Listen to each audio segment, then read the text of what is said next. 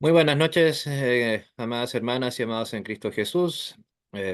Bienvenidos a esta decimoquinta clase y final de este curso Historia de las Reformas del siglo XVI, impartida por un servidor, Andrés San Martín Arrizaga, desde Temuco, Chile, en nombre de Escritura y Verdad.cl, hoy 3 de julio del año 2024. Bienvenidos y espero disfruten de esta clase.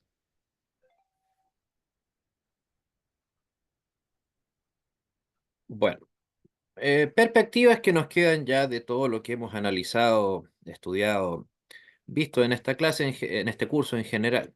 ¿Qué es lo que nos quedó? ¿Qué es lo que, digamos, se puede sacar en resumen posterior a ya, por qué no decirlo, a la muerte de los que lideraron este proceso de purificación de la iglesia? Dentro de las cosas que no se pueden negar, cosa que, claro, evidentemente un católico romano no le va a gustar para nada, es que se le da una base ética objetiva a la labor humana.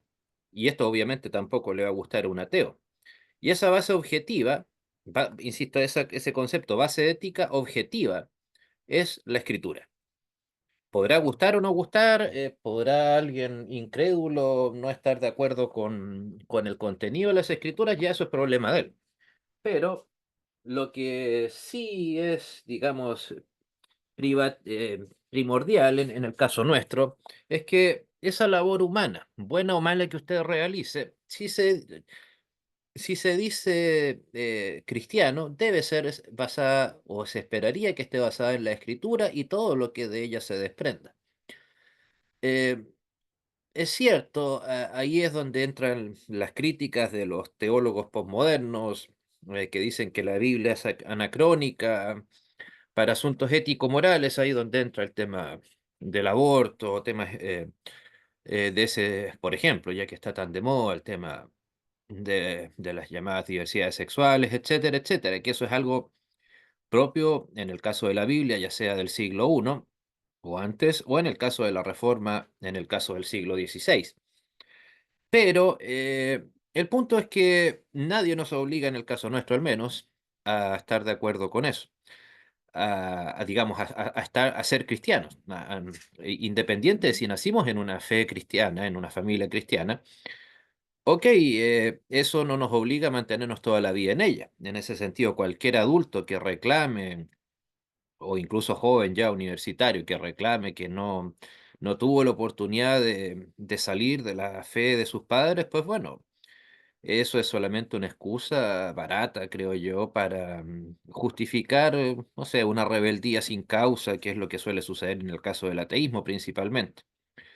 Y mal que les pese a los incrédulos, ateos, la base de la sociedad que usted y yo hoy conocemos es la base, digamos, lo poco bueno que tiene dicha base, es la base escritural, ninguna otra.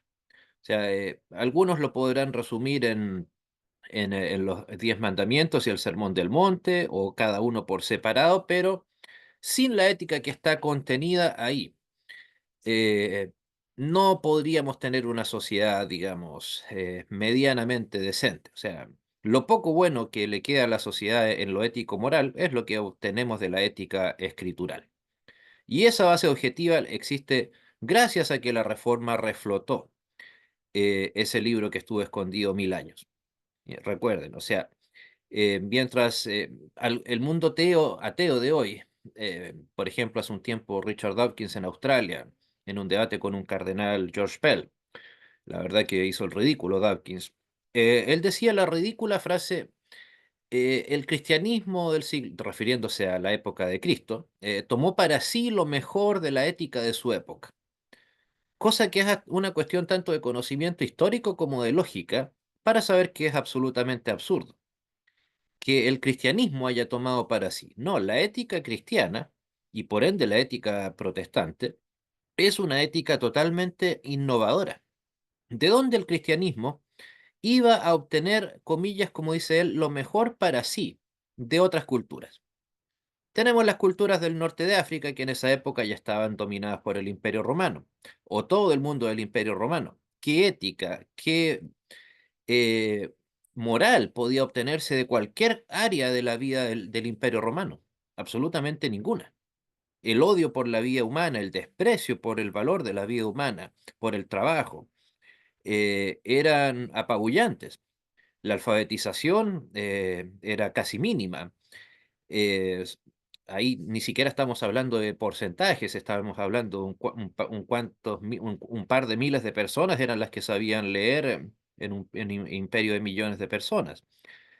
Del mundo árabe, ¿qué iba a obtener el cristianismo? Absolutamente nada.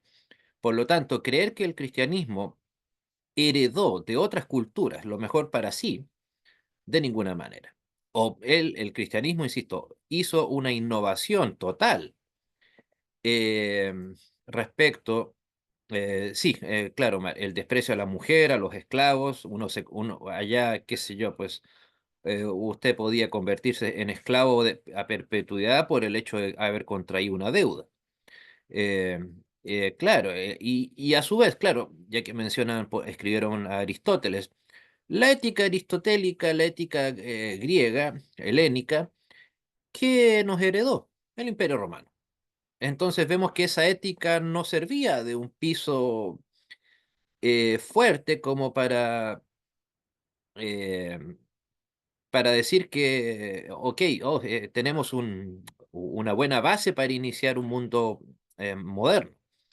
No, de ninguna manera. Bueno, a su vez, también, continuando con la labor humana, llamémoslo así. La educación, que también fue una innovación absoluta en la reforma del siglo XVI, la educación protestante en particular trajo la revolución cultural, en el buen sentido de la palabra, no como la revolución cultural que se dice estamos viviendo estas últimas 2 décadas.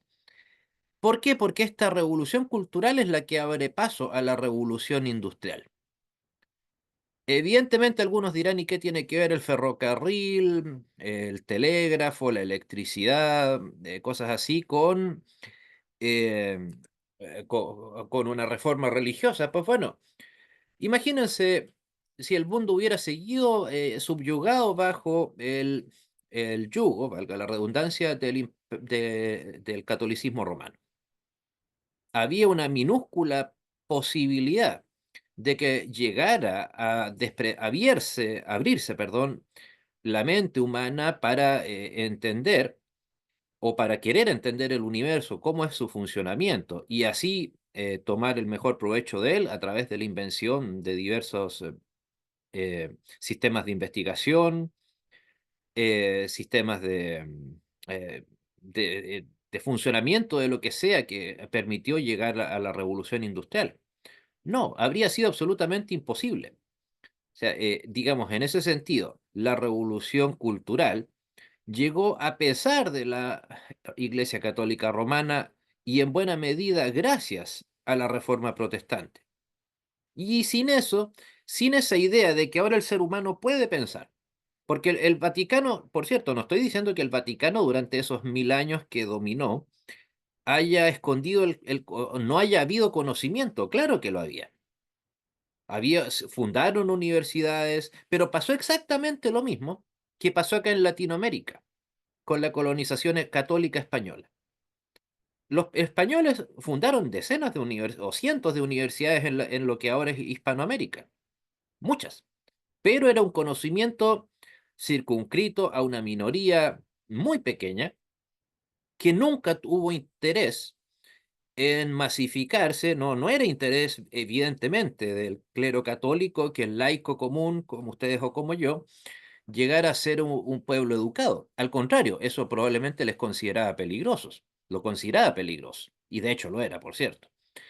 Eh, entonces, ahora el ser humano que tiene una cultura en donde el ser humano ve que puede pensar por sí mismo, llámenlo a través de los métodos nuevos de interpretación bíblica, el libre examen de las escrituras, que a algunos les parece tan horrendo, o la libre interpretación, insisto, de la manera que sea, pero el protestantismo abrió paso para todo esto, para que ese libre pensar se llevara no solamente a la esfera de lo religioso, o sea, de lo más importante del ser humano, de lo más valioso guarda el ser humano para que eso sea llevado al mundo que lo rodea.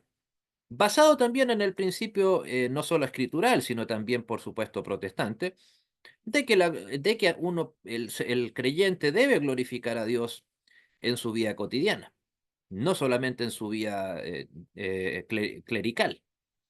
Por lo tanto, insisto, sin la reforma protestante no habría llegado jamás la revolución industrial como nosotros la conocemos. Bueno, de hecho, ¿dónde comenzó la revolución industrial? Basta con ver el mapa. En primera instancia en Inglaterra. Casi de inmediato le sigue Alemania. O sea, países totalmente ya allegados al protestantismo. ¿Dónde quedó, en cambio, dónde quedó la revolución industrial, por ejemplo, en España? ¿Dónde quedó la revolución industrial en Italia? Que tenían al Vaticano ahí mismo. O sea, si, es más, si les digo o analizamos cuáles fueron los grandes científicos españoles que aportó el Reino de España a la humanidad.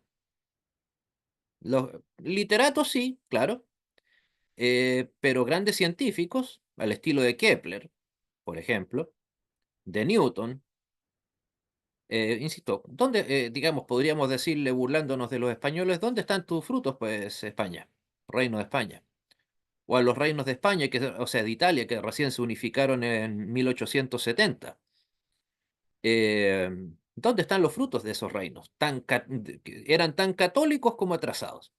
Lo lamento por nuestros antepasados, pero bien sabemos que España es hasta el día de hoy, tal vez por ahí junto con Grecia, el patio trasero de Europa.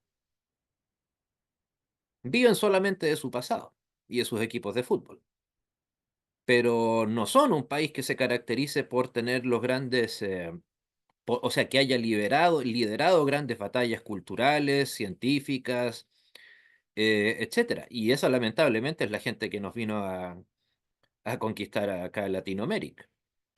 Entonces, insisto, basta con ver el mapa, comparar la Europa protestante versus la Europa católica y ver los frutos.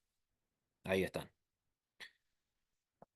Bueno, y insistir en el concepto de que el mal llamado renacimiento es fruto de las reformas, no lo contrario. La verdad no entiendo por qué esa contumacia de algunos historiadores en insistir en que la reforma llegó gracias al Renacimiento. O sea, el Renacimiento llegó pasado el 1650, no antes. O sea, cuando ya ni Lutero ni Calvino, probablemente ni siquiera los hijos de ellos ya seguían vivos. Con una reforma en toda Europa ya consolidada, eh, ya lamentablemente con unas cuantas guerras de religión, la más famosa fue la Guerra de los 30 años, entre 1618 a 1648. O sea, entonces insistir abyectamente en que nosotros le debemos al Renacimiento nuestra existencia como iglesia, insisto, es ser extremadamente permisivo, aletargado, si acaso, con la gente con nuestros detractores secularistas. Creo que realmente, insisto, no tiene sentido aceptar esa crítica como válida. No, de ninguna manera. ¿Algún comentario, hermanos? Sí, profe, oiga, no sé por qué mi cámara no la puedo encender, parece que usted me bloqueó. Mm, Yo sé mm, que no me quiere, lo tengo claro, pero de allá que me pague la cámara. ujú. Ya, es que no te veo, de hecho. A ver. Mm,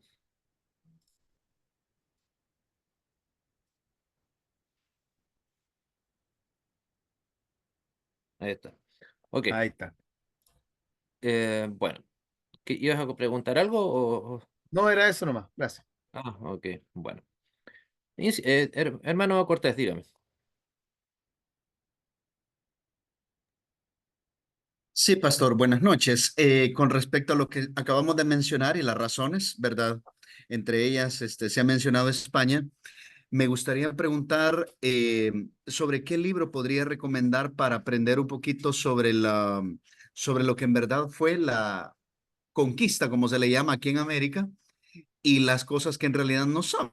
Que entiendo yo que se ha levantado un grupo que, si no me equivoco, se llaman los hispanistas, que idealizan. Estos se van al otro extremo que los socialistas, ¿verdad? Los socialistas solo hablan de desgracia y todo eso, pero también los hispanistas, según entiendo, o puedo estar equivocado, exaltan de una manera exagerada lo que pudieron haber hecho los españoles acá, como por ejemplo fundar algunas universidades, etcétera. Algunos incluso dicen que algunas universidades fueron fundadas antes que las de Estados Unidos. Entonces me gustaría saber qué libro podría leer al respecto, ¿verdad? Porque también es importante, ya que estamos hablando de historia. Esa es mi pregunta, hermano. A ver, libros así que se me venga uno puntual a la memoria, no, pero sí algunos de los libros de historia de César Vidal, no, uno podría ser El legado de la Reforma, tal vez darle un retoque, una miradita a Historia del pensamiento cristiano de Justo González, sí, excelente libro, El legado de la Reforma.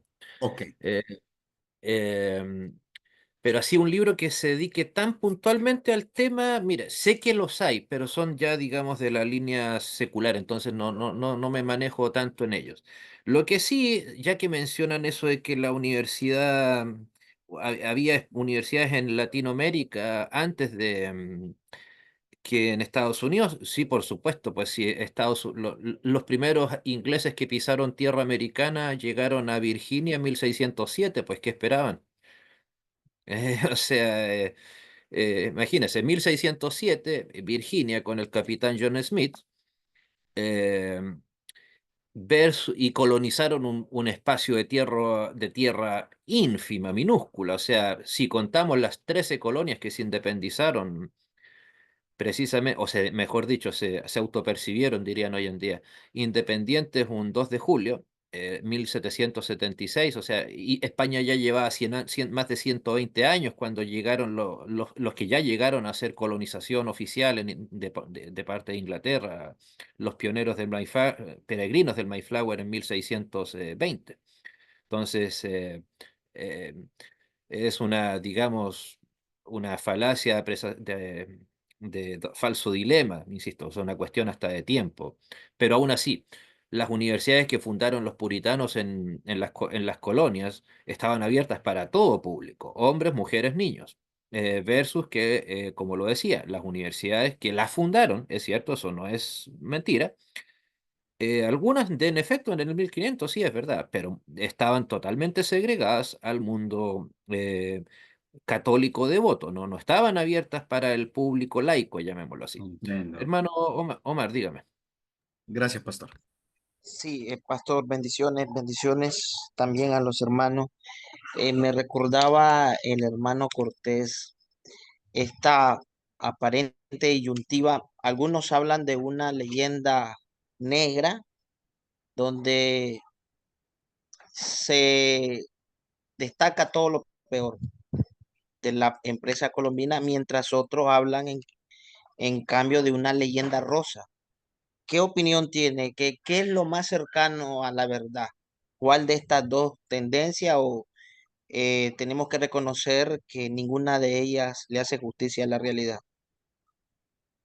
Mire, o sea, yo más que analizar cuál es mejor o cuál es más cercana a la realidad, yo diría, porque eso, hasta hacer ese análisis es muy complejo. Yo le preguntaría a los indigenistas de hoy en día, que especialmente rodean mi casa o la ciudad donde vivo, ¿con quién prefieren atenderse? ¿Con un médico con conocimientos o cuando se enteren de que tienen un cáncer?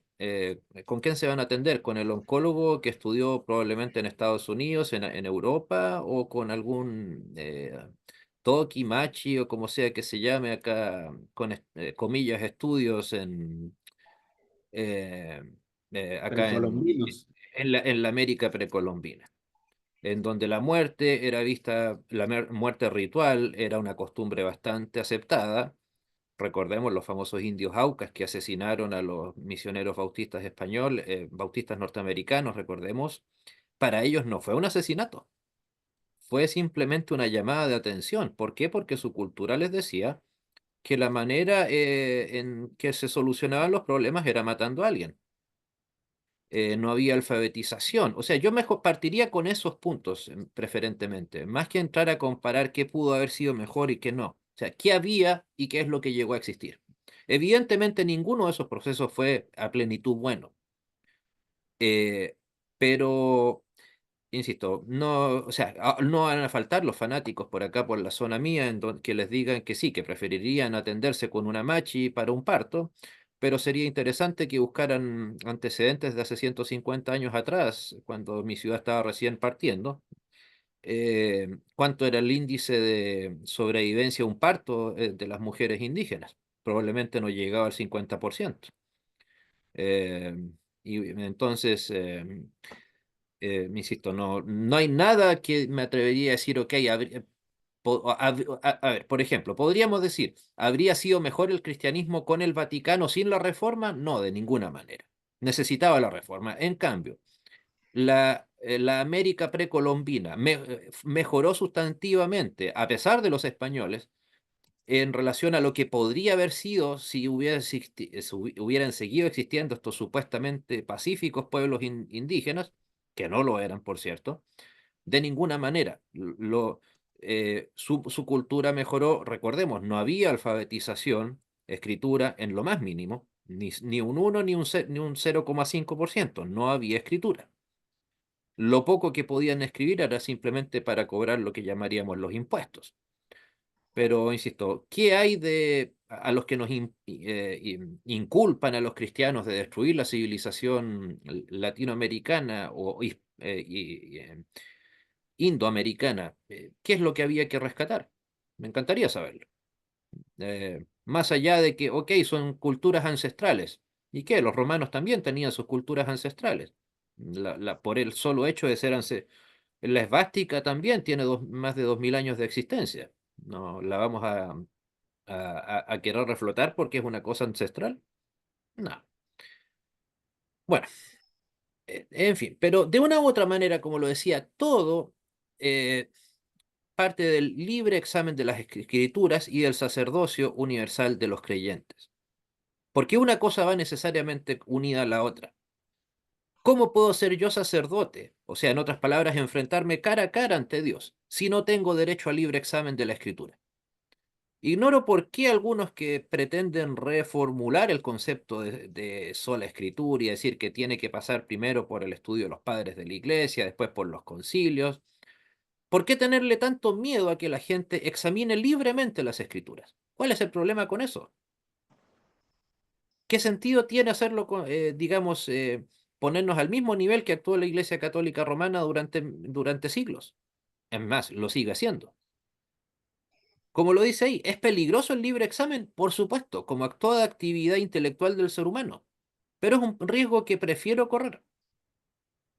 Tal vez recuerden en el documento que les envié antes de comenzar este curso, yo les decía, por un lado, que entiendan que no es un debate, que es una clase, que obviamente la última palabra la tengo yo, pero está en su derecho de pensar distinto de mí.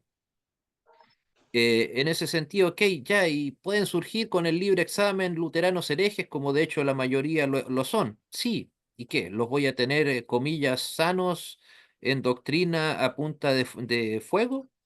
¿A no permitirles el libre pensamiento?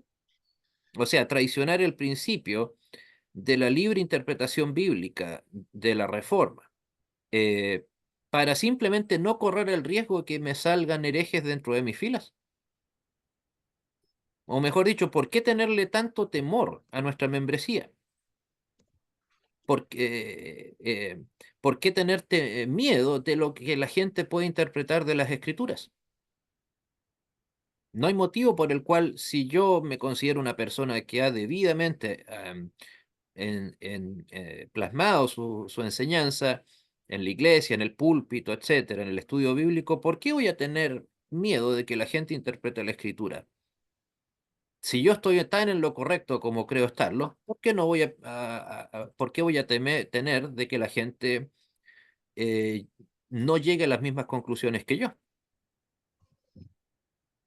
Entonces, esa, digamos, y por lo demás es cierto, existen nuestras confesiones de fe, existen nuestros documentos fundacionales eclesiásticos, Pero el punto es que si no son enseñados sistemáticamente, ¿qué sentido tiene, digamos, decir que nos vamos a aferrar a ellos? O, por ejemplo, cuando insisten con el tema, no, es que hay que analizar la escritura para que se cumpla el principio de la sola escritura, debe necesariamente estar la voz de los padres de la iglesia. Ya, ¿y cuáles padres de la iglesia va a elegir usted? ¿O nos vamos a quedar solamente en Agustín, en Tertuliano, eh, en Orígenes, en Arriano, en Arrio? O sea, y además que eso, a opinión de un servidor, es un acto de soberbia. ¿Por qué? Porque ese es un ejercicio intelectual que no lo va a hacer cualquiera. Ni siquiera todos los teólogos lo hacen. Eso amerita un tema de años. O sea, decirle a alguien, no, aférrase al principio de la sola escritura, pero primero estudiando los padres, luego estudiando los concilios, y luego, como última instancia, la Biblia.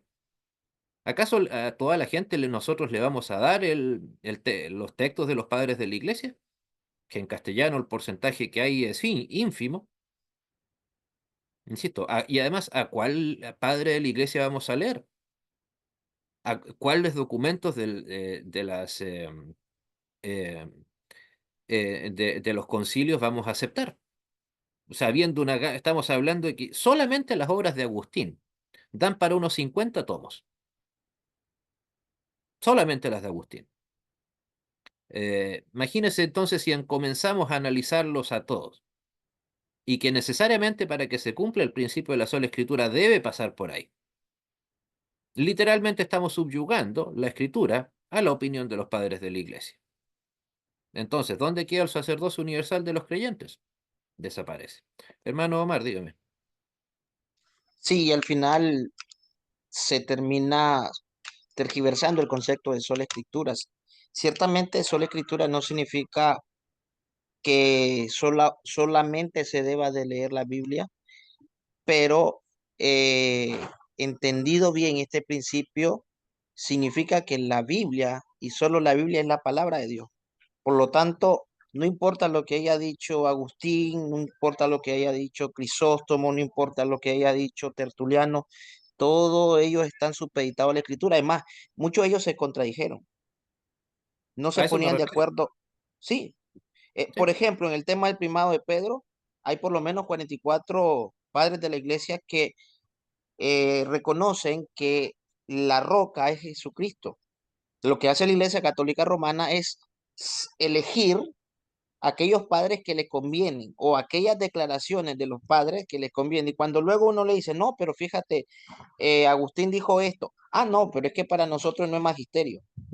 En tanto no se pronuncie el magisterio, entonces. Y otra cosa, pastor, que muchas veces los católicos romanos nos acusan de libre interpretación, que no es lo mismo. O sea, libre examen, que es tanto un deber como un derecho, es que yo tengo la responsabilidad de leer la escritura y de derivar de la escritura las verdades de fe por Dios reveladas. Claro, haciendo uso de ciertos métodos hermenéuticos, entender que hay figuras de lenguaje y todo eso, pero no es deducir lo que a mí me dé la gana. Eso es libre interpretación. La libre interpretación es que yo interpreto la escritura como me dé la gana, caprichosamente, Bueno, en la sacrificando el palabra, sentido. si se trata de tomar un versículo bíblico, por ejemplo, libre examen, lo podemos unirlo a algo, al versículo que dice, hasta incluye casi la misma palabra. Examinadlo todo, retenedlo Y bueno. retener, bueno, así es, pastor. Tan fácil como eso. Insisto, ¿es un ejercicio peligroso? Sí, como toda actividad intelectual humana. El ejemplo, miren, aquí tengo una Biblia. Así como esta misma Biblia sirve para exhortar, ya que esta es de buen papel, también sirve para que los que eran compañeros de curso mío en la secundaria me pidieran de regalo una Biblia y estuvieran haciéndose cigarros de marihuana. Tenían la libertad de hacerlo, claro. Todo porque una vez insisto, es papel, era bastante común antes usar eso, que hacían, los muchachos hacían sus cigarros de marihuana, pitos como le dicen acá en Chile. Entonces, porque el criterio entonces a usar sería, no, pero es que mejor no tengas nunca una Biblia cerca de un no cristiano. ¿Por qué? Porque te la puede utilizar para hacer cigarros de marihuana. O sea, llegaríamos a un nivel de paranoia colectiva, pero eh, gigantesca, supina. Bueno, ya entrando en el ámbito casi a modo de conclusión, de difusión, todas las reformas protestantes se difundieron e influenciaron de manera muy distinta, muy distinta. Eh, por eso en parte el nombre de este curso, Reformas, porque incluso en su manera de obrar, de llevar a la práctica lo que forjaron como enseñanza, actuaron de manera muy distinta una de otra. La Iglesia luterana, la Reforma luterana, en esencia, creció y se difundió principalmente gracias a la colonización. Alemanes, escandinavos, adeptos a la Reforma que se movieron de un lugar geográfico a otro. Incluso, por ejemplo, en, en países que por esencia fueron países fruto de labor misionera, como Estados Unidos, hay estados en donde que fueron no necesariamente fundados por alemanes, pero donde la iglesia la llevaron alemanes, precisamente el Sacrosanto Sínodo de Angie y mío, el Sínodo de Wisconsin. ¿Por qué se fundó allá y no en otro estado, qué sé yo, no en Boston, en Massachusetts o en Filadelfia? Porque allá llegaron los colonos alemanes, me parece que en el barco Concord en 1683. Y ahí comenzaron poco a poco y después vino una inmigración masiva de alemanes que se fueron a Estados Unidos. Obviamente llamemos los luteranos que llegaron a Latinoamérica prácticamente sin excepción alguna. Los que dieron lugar a las iglesias luteranas en Latinoamérica llegaron a través de colonización. O sea, es cierto, hubo notables luteranos que hicieron gran labor misionera, sí. El primero de ellos, y algunos lo llaman el padre de las misiones modernas, me refiero a Zinzendorf, al conde Zinzendorf, que él se paseó por lo que ahora son los Estados Unidos, envió misioneros a la India, a África, la verdad que hizo una labor gigantesca, además de salvarle la vida a los hermanos moravos. La verdad que en vista de cómo eran las cosas en aquella época, es sorprendente todo el alcance que llegó a tener la obra misionera de Zinzendorf. Eh, y él, claro, en efecto, como el pietista luterano que era, consideraba y enfatizó, gastó fortunas y utilizó todo el poder que él tenía para evangelizar. Pero por definición, la labor misionera luterana no se llevó a cabo principalmente o mejor dicho, la expansión geográfica del luteranismo no se llevó principalmente por labor misionera, sino principalmente por colonización. Insisto, con honrosas excepciones, pero por esencia, no, lamentablemente la Iglesia luterana, incluso la confesional, desde que se fundó durante el siglo XIX, primero, para empezar, los luteranos confesionales se fundaron originalmente, es cierto, un pequeño grupo en Alemania o en Prusia, que fueron los que no quisieron adherir a la Iglesia de la Unión Prusiana. En 1818 ahí aparece la figura de Walter, que fue uno de los cofundadores del Sínodo Luterano de Missouri, que es bastante conocido por la editorial que tienen, la editorial Concordia, y se fueron en efecto a Missouri. Luego vino el Sínodo de Wisconsin, posteriormente otros sínodos noruegos, pero casi todos tienen en común lo mismo, que fueron forjados en torno a la colonización. ¿Cuál diferencia hay entre esa difusión luterana versus la que hubo en Latinoamérica? Que, por ejemplo, tanto el sínodo de Missouri, el de Wisconsin, u otros similares sínodos luteranos ortodoxos, digamos, eh, sí se abrieron a las sociedades a las que llegaron. Mientras que en Latinoamérica, la abrumadora mayoría de los colonos alemanes que llegaron hasta el día de hoy, insisto, hoy 2024, siguen siendo iglesias colonialistas, digamos, en el sentido progermano del término. Ahí Pablo conoce bastante de cerca esa realidad. Y que de hecho nunca les ha interesado ser parte de la sociedad chilena, o sea, tristemente. No ha sido, o sea, les doy un ejemplo, la iglesia en la que yo fui parte, como parte de la iglesia luterana alemana, Es cierto, a mí me acogieron muy bien, pero en más de 120 años han tenido un solo pastor chileno, uno solo. Todos los han mandado a traer desde Alemania. Ya, pasando a la línea calvinista, ahí evidentemente fue mucho más drástica la colonización adjunta a la colonización. Ahí sí hubo, o sea, a la colonización y la misión, la labor misionera. Evidentemente la iglesia calvinista en general, por eso hablo de calvinista y no presbiteriana puntualmente, reformada de aquí o reformada de allá, no. En esencia, sí, ellos, tal vez, de hecho existe el, no sé si mito, pero la leyenda, diría yo, de que al parecer Calvino habría tenido la intención de enviar misioneros a Brasil. No, no, nunca he tenido una fuente fidedigna digamos, de confianza para que me ratifique o me niegue aquel hecho, pero al parecer estaba al menos la intención.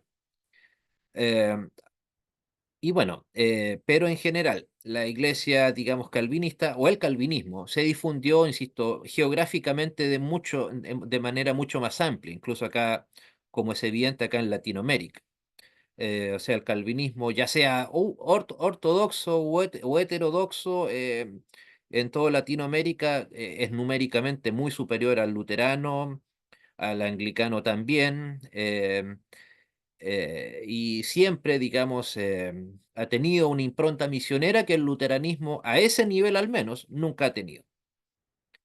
Es cierto, los sínodos luteranos como el de Missouri, el de Wisconsin, etcétera, desde Estados Unidos, tuvieron gran labor misionera, han llevado labor misionera, pero una vez que ya estaban acá, labor misionera que llevaron principalmente hemos llevado principalmente a África y Asia. De hecho, como un dato bastante curioso, hay más luteranos tanto heterodoxos como ortodoxos en África que en toda Europa, curiosamente. Insisto, y ahí la labor misionera de los calvinistas, insisto, fue mucho, mucho más numerosa, más copiosa y más efectiva, por supuesto. Tal vez en países como Chile no ha sido tan masiva, pese a que fue la más antigua, de hecho. O sea, la primera iglesia eh, que llegó como fruto de labor misionera fue prácticamente a la par, a Chile la iglesia presbiteriana con la iglesia metodista.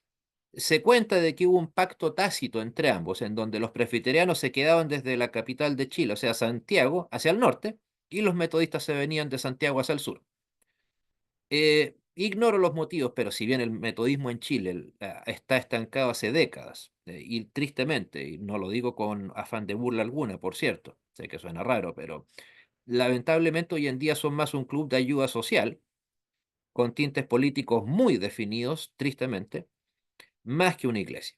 O sea, por ejemplo, acá en mi propia ciudad, ellos mismos tienen un centro de atención médica, en donde la palabra Dios, Cristo, está prácticamente prohibida. No, porque como me dijo una vez alguien que ahora es pastor metodista, no es que eso sería extorsionar a la gente.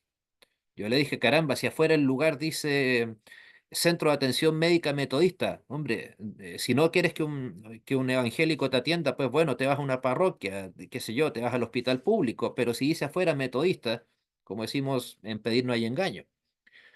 Pero insisto, eso es un vuelco que tuvo la iglesia metodista estos últimos 50, 60 años, cuando se politizó abiertamente la iglesia metodista. Y los presbiterianos, la verdad, no sé el motivo de que en Chile, insisto, que llegaron con muchísimos recursos, y cuando hablo, digamos, en el siglo XIX, como labor misionera, tal vez porque se dividieron muchísimo, por motivos justificados y otros no tanto, algunas incluso por motivos políticos, de hecho, después del golpe de Estado en 1973, ahí surgió la evangélica presbiteriana. No lo sé, pero la verdad que no han sido una iglesia tan muy masiva en cantidad de números, pero sí en su cantidad de divisiones. Que, insisto, no estoy diciendo que hayan hecho una mala labor, pero en vista de todo el ímpetu con el que llegaron en el siglo XIX, podrían haber hecho mucho más. Y al menos en Chile, y de hecho en Argentina, sí, es cierto, bueno, es que cualquier cosa es más grande en Argentina que en Chile, por razones obvias, ¿no? Argentina es un país de 50 millones de personas, Chile apenas llega a los 19.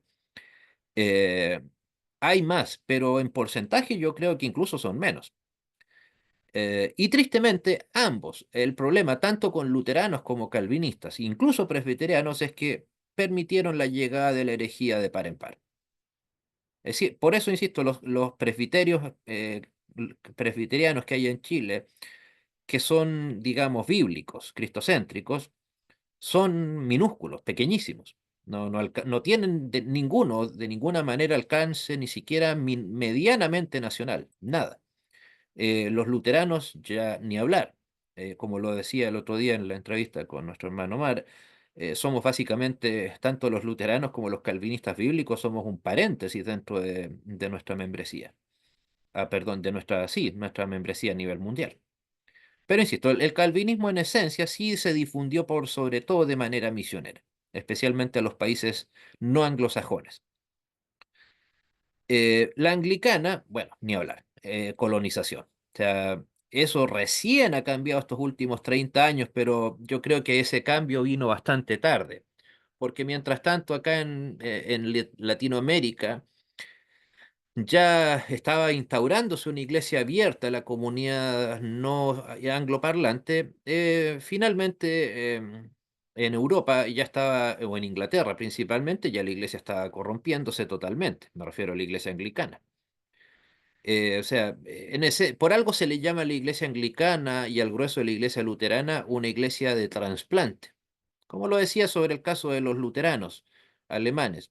Eran luteranos que estaban en lo que ahora es Alemania y se fueron a vivir a otros países, Chile, Argentina, Brasil, y comenzaron a armar ahí a buscar cómo satisfacer sus necesidades espirituales, pero no es que hayan llegado en esencia como misioneros. Algo más radical incluso fue en el caso de los ingleses. La diferencia es que los ingleses en general a las colonias donde llegaron o a las ciudades donde llegaron, crearon sus iglesias, estuvieron un buen tiempo ahí y en la mayor parte de los casos se fueron.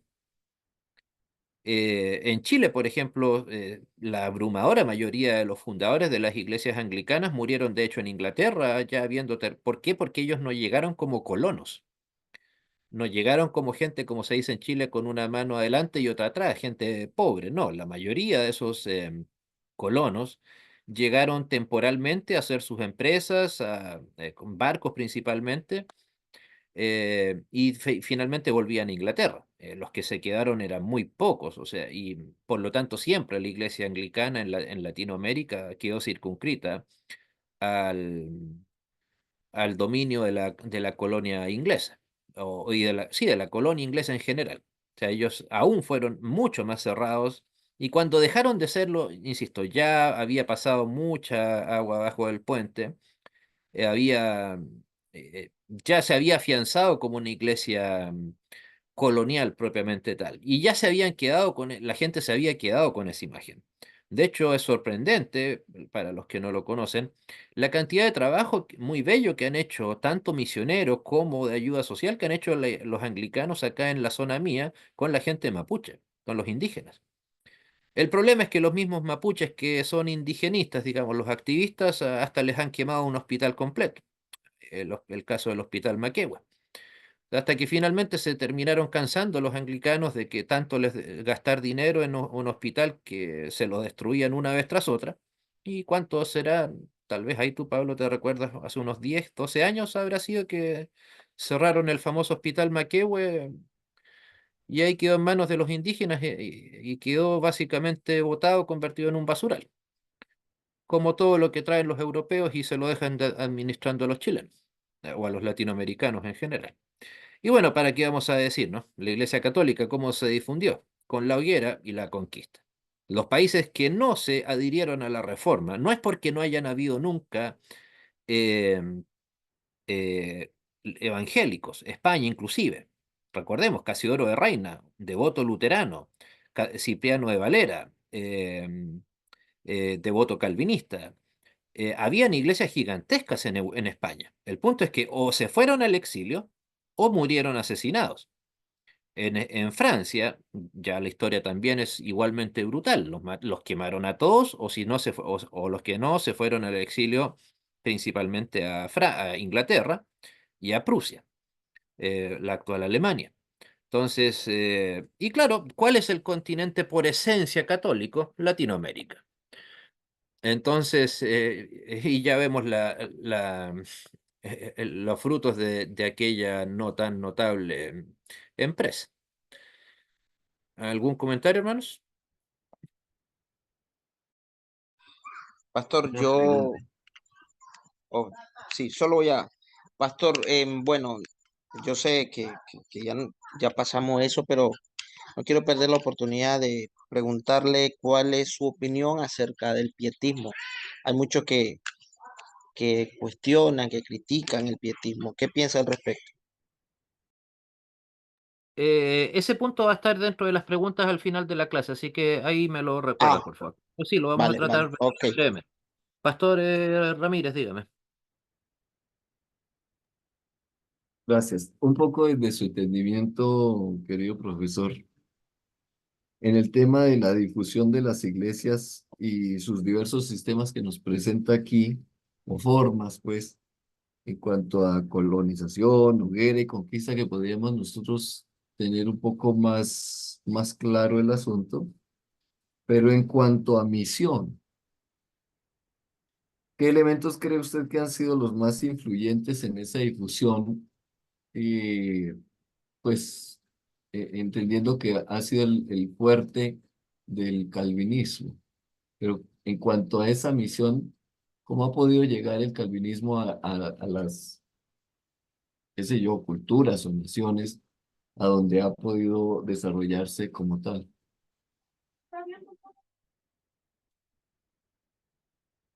Bueno, es que, insisto, son iglesias tan disímiles en su funcionamiento, cosa que incluso vamos a ver brevemente más adelante. Digamos, el calvinismo tuvo la, no sé si llamarlo astucia, inteligencia, em, de saber incorporarse a otras iglesias. Algo, bueno, casi me voy a tener que adelantar a un comentario más adelante. Pero, por ejemplo, usted es luterano, yo también.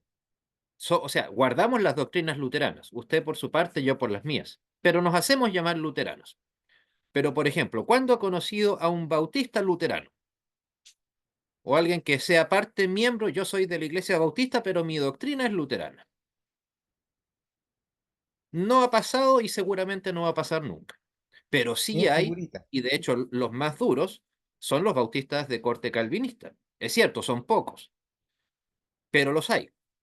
Entonces, el calvinismo se ha difundido también de esa manera, además de que ha tenido una labor de preparación más sistemática en la formación de misioneros. No estoy tal vez hablando ahora de estos últimos 50 años, pero sí de cómo se gestó esto como fruto de la reforma. Entonces, insisto, el calvinismo fue mucho más, insisto, no sé si la palabra exacta es astuto, más hábil, en cómo en llegar a otras iglesias. Algo que comentábamos en la clase pasada, que me parece, la Confesión Bautista de Londres de 1689 es en esencia calvinista. Que los calvinistas, los bautistas de ahora no le, digamos, le den la espalda a su confesión ya es problema de ellos. O incluso en Chile, no sé si fuera de Chile, ahí me podrán ayudar los hermanos, eh, había un fenómeno estos últimos 25 años de muchísimos pentecostales que se han vuelto de doctrina calvinista. Tulip, 5 puntos, institución de Calvino, etcétera. Cosa que es impensable que llegue a suceder en la cosmovisión luterana de la misión.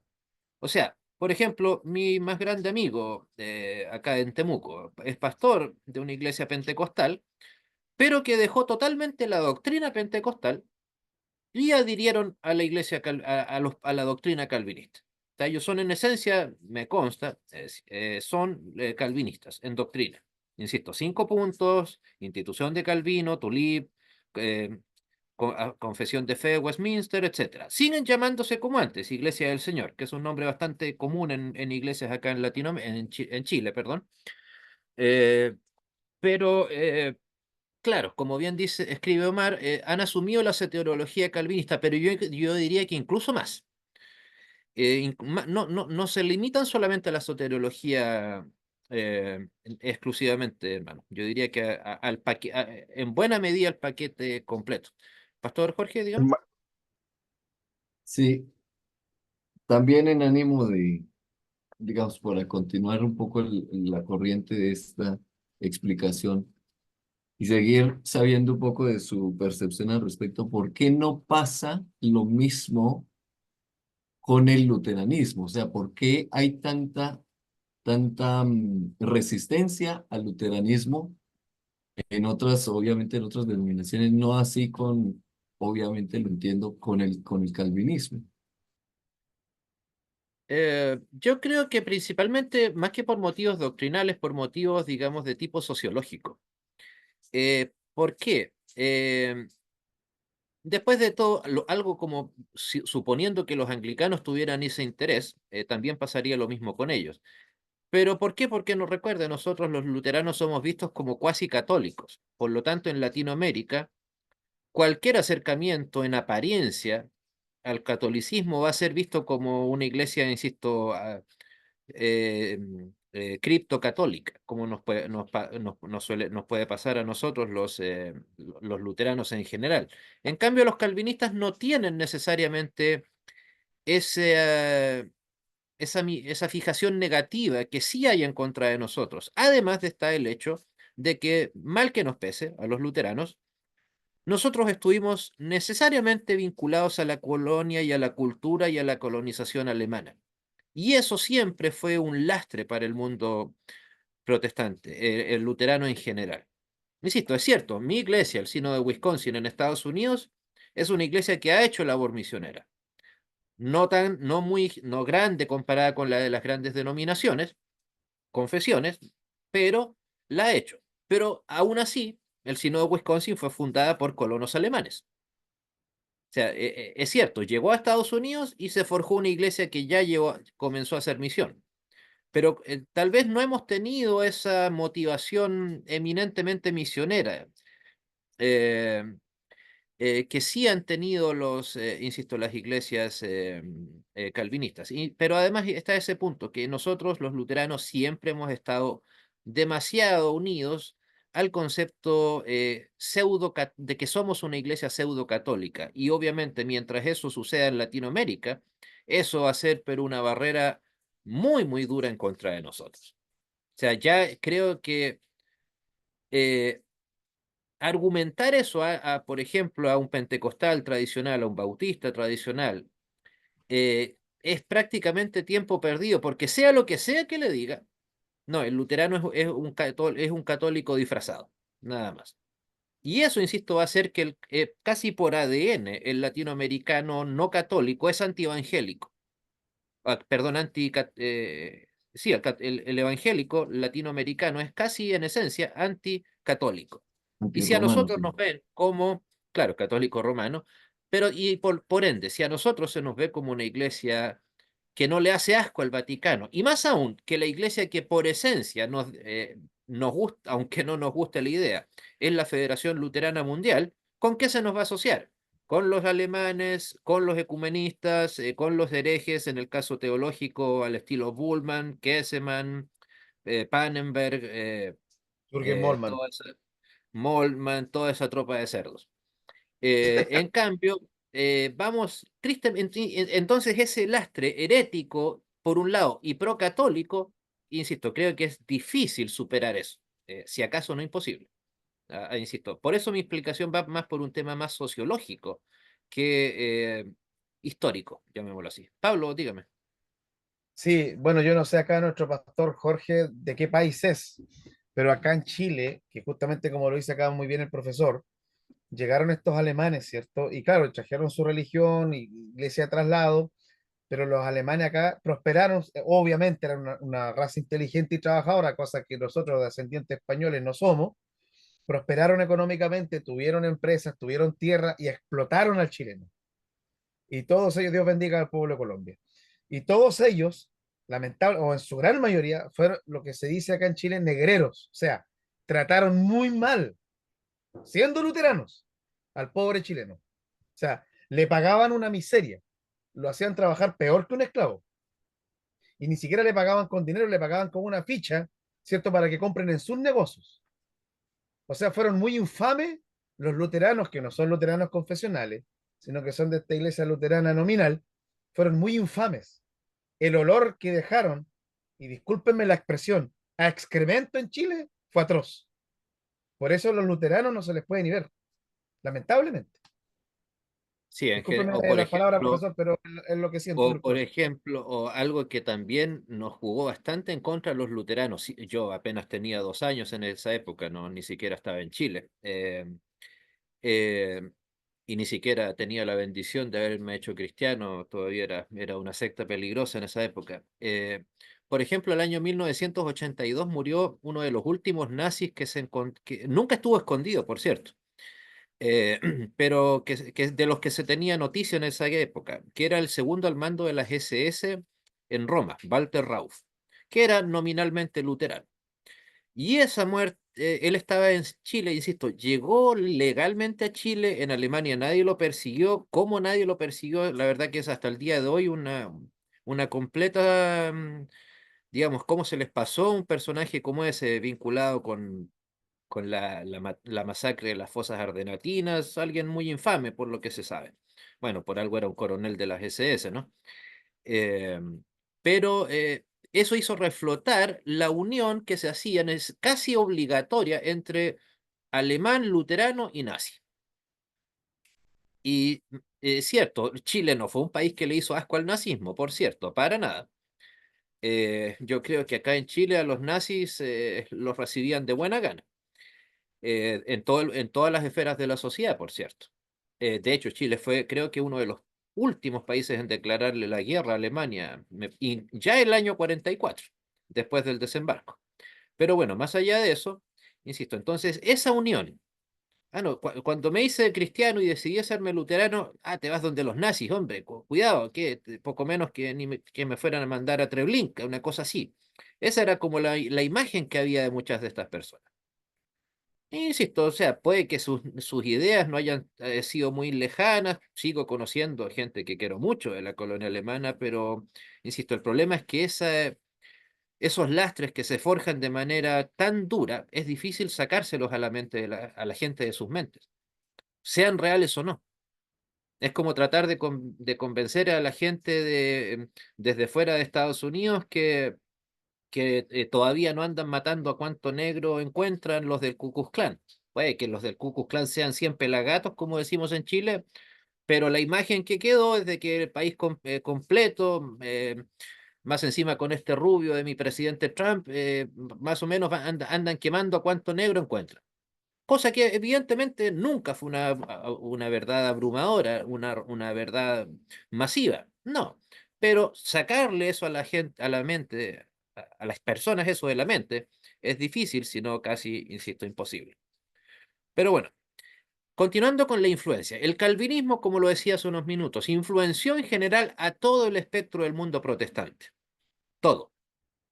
Como ya lo decía, iglesias en teoría antagónicas, como por ejemplo los bautistas, pentecostales. O sea, se podría pensar que era totalmente lo contrario al mundo calvinista, pero no. Ah, tenemos luteranos, o sea, calvinistas pentecostales, calvinistas bautistas, independientes. Pastor, eh, eh, se eh, hacen o sea, llamar penterreformados. sí, hay apelativos peores, de hecho. Eh, entonces, tuvieron esa influencia, que yo diría que incluso se gestó de manera natural, no, más aún con todo con la caja de resonancia que es la llegada de una iglesia o difusión de una iglesia en Estados Unidos. Incluso más encima, piensen, la iglesia anglicana es de doctrina calvinista. Entonces también ahí se difundieron de esa manera, colonial y todo, pero calvinista al fin y al cabo. Mientras tanto que, como lo decía, el luteranismo influenció solamente el espectro que se hace llamar luterano. Y por algo, es cosa de ver las biografías que existen. Hay un tirón de orejas bastante grande, por cierto, a los amigos hermanos calvinistas, el flaco favor que le han hecho en difundir a su padre fundador. En castellano están circulando actualmente la de Leopoldo Cervantes Ortiz, esta pequeñita de Steve Lawson y otra de un autor que no se me viene a la mente ahora, que lo tengo un poco más abajo, 3 biografías de Calvino, 3. Que Calvino, por supuesto, es mucho más popular que Lutero en Latinoamérica, tiene muchos más seguidores en Latinoamérica, que sus seguidores tienen más editoriales en toda Latinoamérica, desde Estados Unidos a Chile. Y aún así apenas tienen solamente estas 3 biografías dedicadas a Calvino. Mientras que de Lutero, contando las que solamente están circulando ahora, deben haber por lo menos unas 15. A eso súmele las biografías católicas. Entonces, la influencia o el conocimiento, si se quiere, de la figura del Lutero y del luteranismo versus de Calvino y el calvinismo ha llegado mucho más en el mundo secular que en el mundo protestante propiamente tal. Tal vez, y nuevamente, ¿por qué? Por la manera en cómo el calvinismo se expandió mucho más a la cultura no alemana pero es sorprendente, insisto, de que Lutero sea como figura más conocida dentro del mundo no religioso que dentro del mundo evangélico. Pero aún así, insisto, ya la bibliografía que se escribe sobre una persona dice bastante, muchísimo. Y que hayan autores, insisto, de todas las tendencias, algunas que me gusten, otras que no tanto, pero insisto, creo que en papel impresas que estén circulando o sea, no, que en total hasta la última que tengo en castellano debo tener, me parece que tengo 27 biografías distintas de Lutero. Unas buenas, otras excelentes, otras paupérrimas. Eh, pero, insisto, esa influencia, esa impronta en el mundo secular no se ha visto en Calvino y el calvinismo. ¿Por qué? Es extraño, teniendo en cuenta que, insisto, tienen a mano mejores editoriales, mucho más numerosas, con mucho mayor cobertura. Insisto, ahí yo le haría un buen llamado de atención a los hermanos calvinistas de que difundan más el pensamiento de su padre fundador. Sería bastante provechoso que así lo hicieran. Hermano Jaramillo, dígame. No, hermano Andrés, es que lo mismo que estaban explicando en delante, relacionado con las influencias del calvinismo dentro de las mismas iglesias. Yo voy a una iglesia pentecostal y lo que pasa, o lo que pasó es que por lo menos la iglesia del Señor, como partió, fue básicamente una iglesia que partió en los campos, entonces no había mucha educación y en ese tiempo no se sabía mucho ni de Lutero ni de Calvino tampoco. Entonces, por lo menos acá en Valdivia, la iglesia llegó ¿cómo se llama?, de rincones inhóspitos en Valdivia. Entonces, últimamente se ha dado mucho el tema, hace 10 15 años, de la división, no división así como que la iglesia se va a dividir, sino que división de pensamiento entre personas que son, que adhieren al tema del calvinismo, y otras personas que son sesgados por el tema del pentecostalismo y por las sensaciones. Entonces, yo creo que el tema del calvinismo y el luteranismo es más yo lo veo así. El tema de la influencia del luteranismo dentro de la iglesia no se dio porque las personas, una, que pensaban que el tema de la iglesia luterana era porque había una iglesia, no hay un pensamiento detrás. En cambio, el calvinismo se dio como una teoría dentro de o sea, claro, una teoría dentro de la misma iglesia, un pensamiento dentro de la misma iglesia. No sé si estoy en lo correcto. Bueno, o sea, complementa, creo yo, lo que estábamos comentando.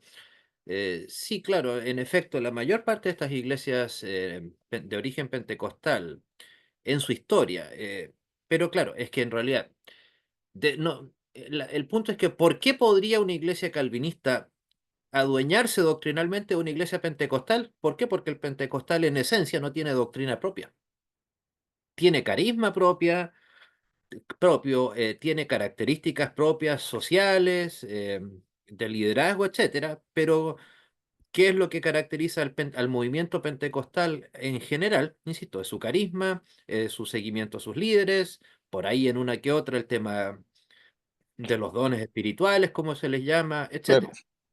Entonces, por yo, eso es mucho más fácil que una doctrina externa ingrese a una iglesia calvinista, pentecostal, que obviamente a una iglesia que ya, aunque sea parcialmente, adhiera a una confesión formalmente.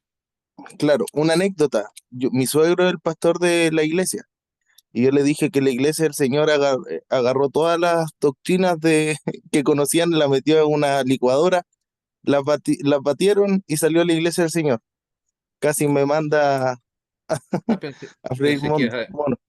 pensé que ibas a decir Alianza Cristiana y Misionera. Ok, bueno. Bueno, pero insisto, es algo sorprendente la manera en cómo se difundieron estas iglesias. La otra, y esta en realidad es como la más antigua, no sé si la conocen. Esta es la más conocida de las biografías sobre Calvino que existen, de Thea van Hanselma. Pero insisto, teniendo en cuenta que los calvinistas tienen de su parte una notable editorial del famoso Círculo de Grand Rapids, en este caso libros desafío, la verdad me sorprende que no tengan una biografía enciclopédica de Calvino, que vaya que habría mucho que escribir respecto de él. Hermano Pablo, dígame. Profe, lo que pasa, a mi perspectiva, es que la vida de Lutero fue más emocionante. La vida de Calvino fue una vida, podríamos decir, no relajada, pero no pasó las peripecias de Lutero. Claro, o sea, no da Creo para que en ese tipo. fue más Pero mira, aburrida la vida de Calvino en ese sentido, porque claro, para Lutero, lo que se espera, para lo que se espera un personaje histórico, claro que sí, pero insisto, mi llamado de atención sería no para el autor secular, sino, como lo decía, para el famoso círculo de Grand Rapids, Michigan. O sea, el Vaticano del calvinismo apenas le tiene un libro de, ¿cuánto? 240 páginas. Eh, y de hecho creo que este está descontinuado incluso, pero muy bueno, por eh, cierto. hermano Andrés, ¿no será un poco impopular el tema? No sé, ¿será más comercial la historia de Lutero que la de Calvino? Como dice el hermano Pablo, la historia de Lutero uno puede ver hasta una película de Lutero. Entonces hay muchos personas que ven diferentes puntos de vista de la vida de Lutero, porque ¿para qué vamos a hablar? Yo no sé mucha información de la vida de Calvino, pero sí en el colegio desde primero a sexto básico creo que explican un poco el tema de la reforma, aunque no tomaba mucha atención en ese tiempo, pero explicaban el tema de la reforma en historia y ciencias sociales en el colegio. Mm. Sí, es cierto, el personaje es más llamativo como personaje de análisis histórico, pero por eso insisto, el llamado de atención es a sus seguidores directos, no insisto, qué sé yo, ok, por ejemplo, a Ricardo García Villoslada, el autor del famoso libro del que tantas veces les he hablado. Fabuloso libro. Es más, yo diría que no solamente en inglés, o sea, en castellano, incluso me atrevería a decir que en el mundo, en el idioma que usted quiera, esa es la mejor y más completa biografía que hay sobre Lutero. Pero bueno, siguiendo, insisto, pero básicamente eso es algo que es absolutamente objetivo. El calvinismo influenció eminentemente al mundo protestante, mientras que la esfera de influencia del luteranismo fue por sobre todo en el mundo secular, en el tema de la cultura, como lo dicen ustedes. O sea, Lutero es reconocido como un personaje histórico en el mundo secular, político incluso en muchos casos. Eh, Calvino no tanto, insisto, sorprendente y más aún en Latinoamérica, incluso, teniendo en cuenta incluso que eh, los seguidores directos de Lutero, ya sea ortodoxos o heterodoxos, acá en Latinoamérica somos un puñado de personas apenas. O sea, digamos, si se tratara un tema netamente comercial, viva el libre mercado, claramente habría mucho más que extraer en favor de Calvino o sea, que para un libro en favor de Calvino que en favor de Lutero. Insisto, tristemente, la institución de la religión cristiana la difunde apenas una editorial que no sé cómo hace un trabajo tan gigantesco. Creo que el dato ya se los di, la Fundación Editorial de Literatura Reformada, que la regala. Ahí sí una vergüenza para los luteranos que no hacemos lo mismo con nuestro libro de Concordia. Pero sí, a la puerta de tu casa te envían los 2 tomos completos de la institución de Calvino. Bueno, continuando, ya que, disculpe. Si bien el luteranismo inició la obra misionera transcontinental con personajes como Zinzendorf nació en el 1700 exactamente, fue el calvinismo el que la consolidó, para dar lugar a la misión bautista finalmente en el siglo XIX. La misión bautista que, por cierto, tampoco se llevó exclusivamente por ellos solos. O sea, el caso más emblemático en Latinoamérica, en esencia, fue la Alianza Cristiana y Misionera. Recuerden esa unión entre eh, bautistas, principalmente presbiterianos y metodistas. Eh, no sé exactamente en qué año fue, pero en Chile llegaron en 1894. Eh, Curiosamente, cuando cumplieron sus 100 años, recuerdo que, ya que algunos le dan tanta importancia a estas pequeñeces, fue la primera, se le emitió en aquella ocasión el primer sello postal chileno en honor a algo relacionado con el mundo evangélico. Que el sello lo tengo precisamente unas 50 veces repetido, pero no lo vendo, así que no me lo pidan. Bueno, y tristemente, la conclusión a toda la obra de la Reforma es que los verdaderos herederos doctrinales de las reformas somos muy pocos. Ustedes son algún ejemplo de eso, un servidor es ejemplo de eso. O sea, más allá de que es cierto, desde con la continuidad histórica, los luteranos alemanes tienen esa seguidilla, digamos, casi imposición de manos al estilo vaticano, tienen esa sucesión apostólico-luterana. ¿Qué tanto de las enseñanzas de ellos quedan? O sea, como el otro día eh, en la entrevista que tuve el honor de recibir por parte de nuestro hermano Omar. eh, Lamentablemente nosotros somos los calvinistas bíblicos, los luteranos bíblicos, somos una minúscula excepción. O sea, ya sea a nivel latinoamericano, por ejemplo, por cierto, les dejo el dato, un servidor está citado por un seminario, creo que algunos de aquí ya han tenido clases conmigo en ese seminario, el seminario Mías de México. A partir del lunes, me parece 12 de agosto, voy a dictar un curso de 5 clases sobre Segunda de Corintios. No sé, los que han entrado en mi canal de YouTube, están las clases que dicté sobre Primera de Corintios. Así que es gratis, dictado, insisto, por el seminario Mies de México. Si a alguno le interesa, yo les pongo en contacto con el encargado. Bueno, insisto, lamentablemente la conclusión es esa, desde un punto de vista netamente, eh, es esa. Los herederos que realmente heredaron la reforma en su esencia doctrinal, tristemente somos muy pocos, como se lo comentaba a Omar en la entrevista que tuvo el honor de concederme, me parece que el día lunes. Insisto, lamentablemente somos no pocos, ni siquiera, somos una minúscula excepción. O sea, no sé cuántos en Chile serán los verdaderos calvinistas, llegarán a 5.000, 10.000, digamos, siendo generosos, Pastor, los verdaderos luteranos seremos 1.000, cuando mucho. Y así la lista podría continuar. Dígame, hermano. imagínese tan paupérrima es la situación. Yo lamento mucho cómo el espíritu misionero que en algún momento caracterizó a las distintas iglesias calvinistas hoy está por completo muerto, que yo soy reformado, o sea, me adhiero a las 3 formas de unidad, a los estándares de Westminster, etcétera. Pero en mi ciudad y en todo mi país creo que no hay una sola iglesia reformada. Lo más que hay es una iglesia bautista calvinista, pero no hay una iglesia reformada, una sola iglesia reformada. Eso es algo que ya más o menos nos habla sobre la condición de la iglesia, por lo menos aquí en Latinoamérica. Bueno, sí, tristemente. Bueno, dentro de las preguntas que me entregaron, Perdón, y solo sí, una luterana conozco, por cierto.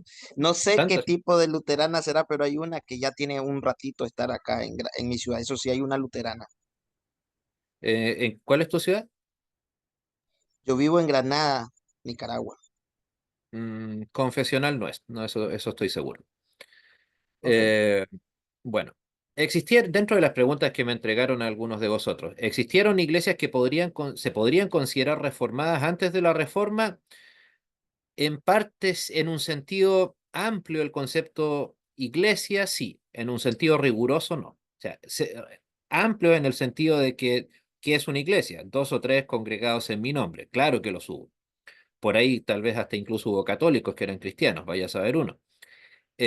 Pero, claro, estuvo el movimiento husita, los seguidores de Pero Wycliffe Baldo, Pedro Baldo, pero no llegaron a constituirse en iglesia, digamos, con herencia, digamos, iglesias que continuaron. Lamentablemente, o fueron ejecutados, o en el caso de los Lollardos en Inglaterra, bueno, tanto es el desquicio del Vaticano que exhumaron los restos de Wycliffe eh, para, ay, siempre se me confunde, perdón, Wycliffe o Tyndall, que John los Hus. exhumaron, Ah, no, no, no, Wycliffe. Wycliffe. Wycliffe, Wycliffe, Wycliffe, Wycliffe, la estrella de la tanto, mañana. Sí.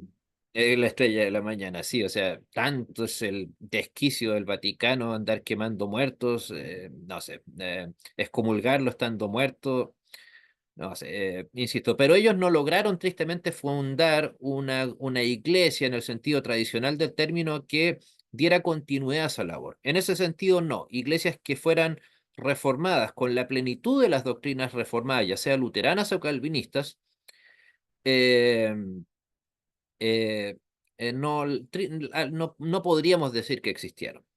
Insisto, en el sentido de dos o tres congregados en mi nombre, sí, pero no en un sentido de que hayan tenido una continuidad en su labor. Bueno, ¿cuáles fueron las causas del movimiento pietista y qué impacto tuvo en el protestantismo? Bueno, las causas del movimiento pietista son, para empezar, el movimiento pietista es un movimiento muy malentendido, muy insultado, especialmente dentro del mundo luterano, incluso el luterano confesional es derechamente despreciado, pero por sobre todo en base a la ignorancia que hay sobre él. ¿Por qué? Porque se suele creer que el pietismo lo único que le interesaba era eso, la piedad, la pietatis, que no le interesaba la doctrina, cosa que es totalmente falsa. Ahí en mi página web pueden encontrar el libro fundacional del pietismo luterano, que es lo que se llama el pietismo de Halle. ¿Por qué? Porque, imagínense, dejaban tan de lado la doctrina que sistematizaron el estudio bíblico. O sea, ellos inventaron el estudio bíblico sistemático capítulo a capítulo, versículo a versículo, con texto griego en mano, con texto hebreo en mano. Todos eran altos académicos, gente que se está forjando con estudios doctorales en Alemania. De hecho, ellos no se hacían llamar pietistas, ellos simplemente eran luteranos, que se les decía denostativamente pietistas. ¿Por qué? Porque ellos crearon las llamadas Scuola Pietatis, o escuelas de piedad, piedad en el sentido de amor al prójimo. ¿Por qué? Porque el luteranismo a menos de 100 años de la muerte de Lutero era una iglesia casi tan muerta como lo estaba la que es hoy. Entonces, aunque se me enojen algunos colegas por ahí, el pietismo fue el movimiento luterano que salvó de la extinción al luteranismo. ¿Por qué? Porque o sea, estaba pasando casi exactamente lo mismo en la Alemania de esa época que pasa con la Alemania de hoy. Usted podía ser pastor siendo perfectamente ateo, daba igual si usted creía en la salvación por gracia, lo importante es que usted fuera un alto académico, punto. Entonces, ¿qué es lo que quería reavivar el pietismo? Era eso, la piedad personal, o en otras palabras, el sacerdocio universal de los creyentes, con estudio bíblico en mano, no dejando de lado la doctrina, que insisto, es la tradicional acusación que se hace a los pietistas. ¿Por qué? Porque tristemente el pietismo, para empezar, decir que hablar del pietismo evangélico es un gigantesco error. ¿Por qué? Porque como tal no existe. El pietismo fue un fenómeno netamente interno en el luteranismo. Lo que pasa es que, por ejemplo, se han hecho extrapolaciones bastante absurdas, como por ejemplo señalar que el movimiento wesleyano fue el pietismo o la versión pietista dentro de la iglesia anglicana. No, simplemente fueron un movimiento de restauración espiritual, avivamiento, llámelo como usted quiera, dentro de la iglesia anglicana. No es que hayan tenido su inspiración en las obras de Jacob Spener. Aunque es verdad, Zinzendorf, el misionero del que les hablaba, que era pietista, tuvo contacto con John Wesley. Curiosamente, no en Inglaterra ni en Alemania, sino que en lo que ahora son las colonias, o sea, en lo que terminaron siendo las colonias inglesas o que conocemos como Estados Unidos. Me parece que en Massachusetts, creo. De hecho, se cuenta que la experiencia más traumática que vivió Zinzendorf, el conde Zinzendorf, con todo el poder que tenía, fue cuando se enfrentó en alguna ocasión a un jefe indio. Y le dijo, bueno, yo soy el conde Zinzendorf, yo soy dueño de aquí, soy dueño de allá, tengo mis tierras allá y acá, etcétera. Y el jefe indio le dice, ya, ¿y a mí qué?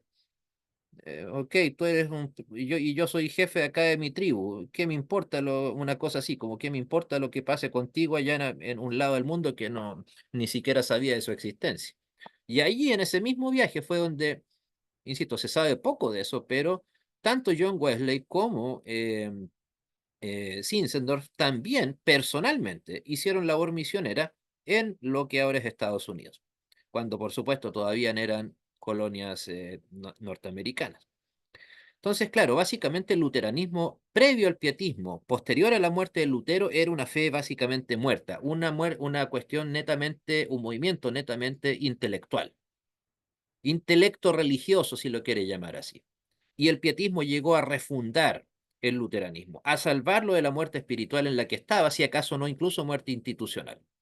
Lo que pasa es que lamentablemente, salvo excepciones, el pietismo finalmente terminó convirtiéndose en algo que quedó muerto, pasaron un par de generaciones, pero ya para el 1800, ya el pietismo había sido un movimiento que estaba casi en extinción en Alemania y que había tenido algún grado de difusión en lo que ahora es o en Dinamarca o en Noruega. Y de ahí llegaron algunas iglesias como obra misionera a Brasil, a Estados Unidos, a África también. Pero el impacto en general en el protestantismo yo diría que fue poco, si es que acaso no nulo. No, no es que no les haya interesado, sino que simplemente fue un movimiento que se gestó dentro del luteranismo, no fuera de él. Pero insisto, hay mucho mito en torno al pietismo, mucha falsa acusación. No sé por qué la verdad es tan deplorado, incluso en el luteranismo confesional, tristemente. A ver, ¿se puede decir que eran equivalentes de los puritanos ingleses? No, porque los puritanos ingleses a la larga forjaron su nueva iglesia y adhirieron a las doctrinas congregacionistas, mientras que los que se adhirieron al pietismo siguieron siendo luteranos. O sea, por darles un ejemplo, está tan extinto el pietismo que el año, no sé actualmente, ahora probablemente ya no sea ninguno, pero de los 16 obispos alemanes de la pseudo iglesia EKD en Alemania, solamente uno era el año 2010. Eso me enteré, no sé por qué motivo, razón del... Alguien me envió información al respecto desde Alemania por el tema del horrible terremoto de ese año, y uno de los obispos de aquella época en Alemania eran pietistas. Y recuerdo que en la revista en donde llegó eso, se llamaba Idea Spectrum, se llama la revista, era considerado básicamente un milagro que haya llegado a ser elegido como obispo en Alemania un pastor pietista. Entonces, insisto, pero además una cosa es lo que fue el pietismo que se gestó en el 1700 y otra cosa, 1600 en adelante, y otra cosa muy distinta es lo poco de pietismo que va quedando hoy en día en el mundo. No, insisto, es poco o nada. O sea, la idea tal vez está, pero como movimiento, no. Bueno, ¿en qué consistió la Revolución Inglesa? Caramba, me hace saltar como 100 años este hombre. Bueno, es la llamada Revolución Inglesa es, también tiene tres nombres: Revolución Inglesa, Revolución Gloriosa, y para los católicos le llaman la Revolución de 1688.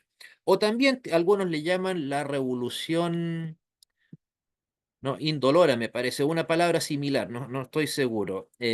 Pero que fue cuando llegó al trono Jacobo II, que se convirtió al catolicismo.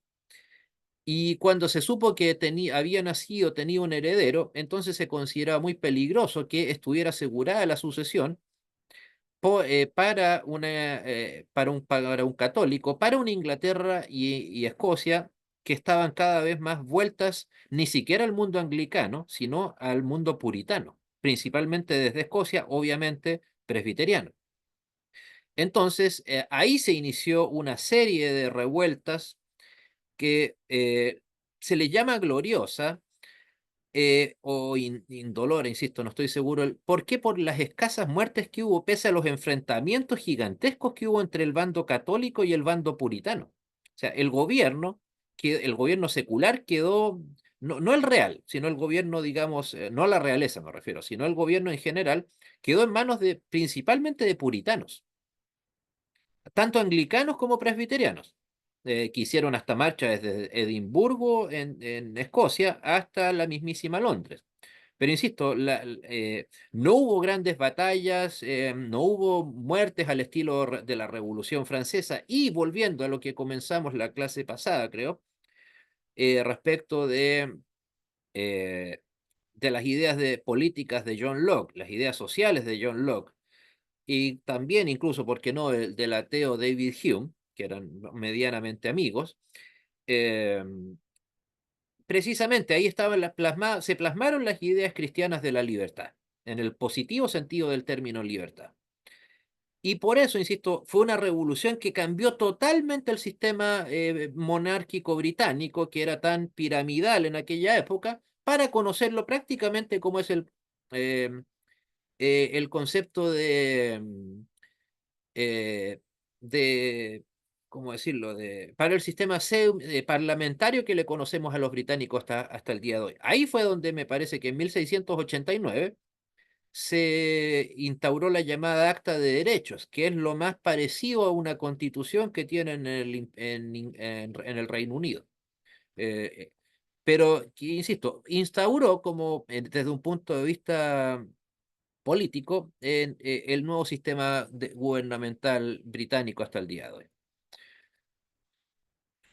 Bueno, sobre el libro de los judíos y sus mentiras, ya lo comentaba, ese libro, para empezar, no está en castellano. Las pseudo traducciones que existen de ese libro afirman estar traducidas del alemán, y ese libro Lutero lo escribió en latín en 1545. Y por cierto, es muy duro en su aparente antijudaísmo, pero en el sentido, como lo mencioné en alguna clase, en el sentido de criticar al judaísmo como una religión, no a la raza judía. Es muy distinto. O sea, a ver, me preguntan, Andrés San Martín, ¿anhela que el judaísmo como religión desaparezca? Por supuesto, yo quiero que todas las personas vengan a Cristo, no que se mantengan en el judaísmo. No soy sionista. En ese sentido, ataca. Sí, es buen punto. Quien no era antijudío en aquella época es prácticamente nadie. Entonces, en ese sentido es un libro muy tergiversado, poco conocido. Yo creo que eh, es como la versión Miguel Servet de Lutero, o sea, como que para tratar de ensombrecer a su labor, tratan de más, como llegan algunos a afirmar que el holocausto judío de los nazis estuvo basado en el libro sobre los judíos y sus mentiras, insisto, cosa que es absolutamente absurda. ¿Qué teologías sistemáticas de corte luterano nos recomendaría en castellano? Tristemente, la única en apariencia teología sistemática es un libro que se llama Doctrina Cristiana eh, de alguien de apellido de John Miller. eh, que la verdad no es de buen nivel, pero creo que comete el error de ser demasiado digamos, anticalvinista, antibautista. O sea, en vez de presentar las doctrinas luteranas en su pureza, como que comete el error, que no es propio de una teología sistemática, de analizar mucho sus doctrinas en base al pensamiento de otras doctrinas. Como que es un libro demasiado antagónico referente principalmente al calvinismo. No, es un libro, por cierto, del 1850 aproximadamente, tal vez un poco, pero no, creo que no es del 1900. Actualmente, mi sínodo en castellano tiene un libro que se llama De tal manera amó Dios al mundo, que claro, tiene una sistematicidad de doctrinas, un sistema teológico de, eh, claro, de doctrina, de teología sistemática, pero comete el error también de que si bien es un excelente libro, trata todos los temas de manera muy superficial. O sea, como que, como dicen por ahí, el que mucho abarca, poco aprieta. Creo que eso es lo que le pasó a este libro. Es un muy buen libro, obviamente, como lo escrito por el doctor Lange, a quien tuve el honor de conocer hace un tiempo. eh, Aunque no lo crean, utilizando la misma ropa que estoy utilizando ahora. Esta misma corbata, esta misma camisa y este mismo terno el año pasado en Corea.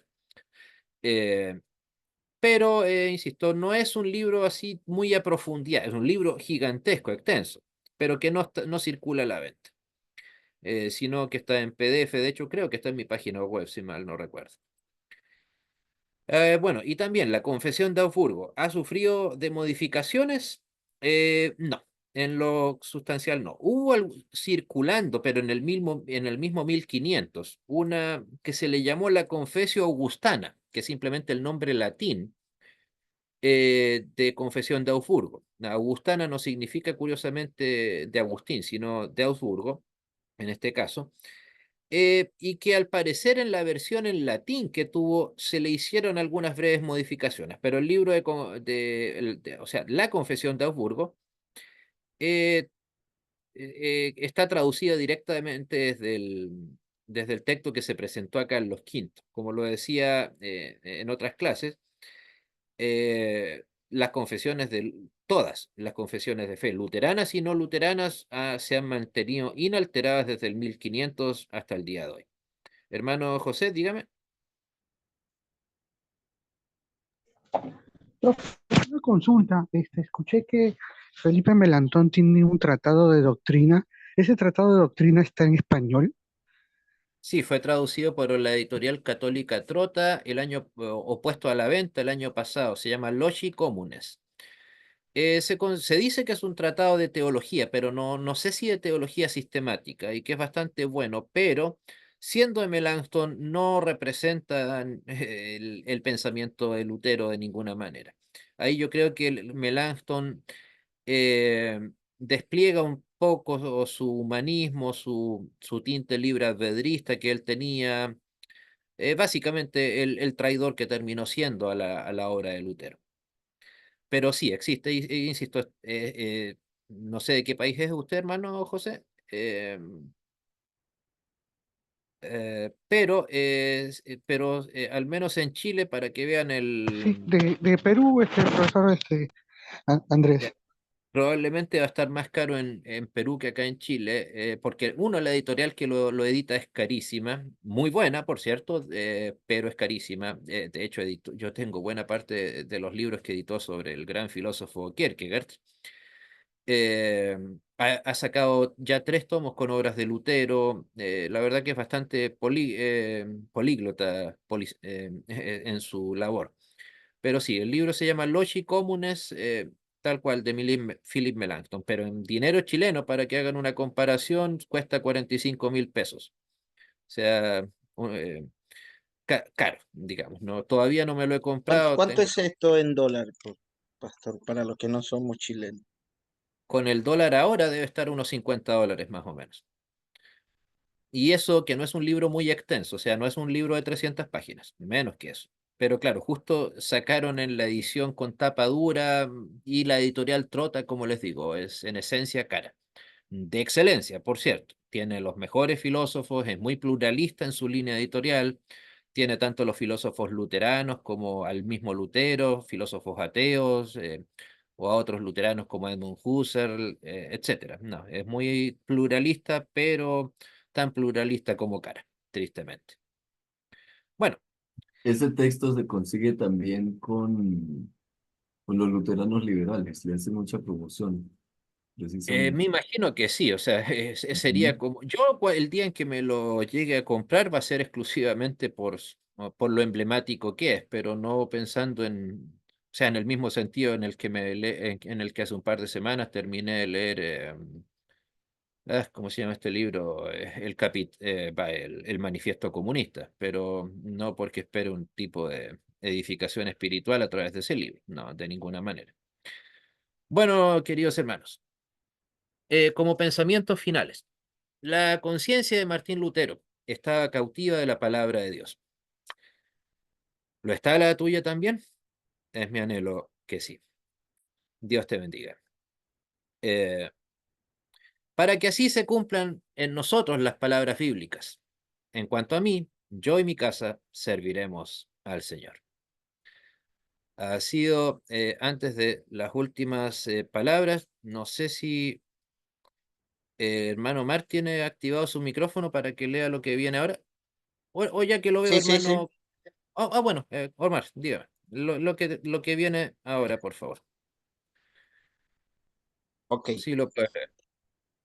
hemos terminado. Espero haberte servido, espero no haberte aburrido, espero haberte enseñado, espero haberte sorprendido, pero especialmente espero que logres entender que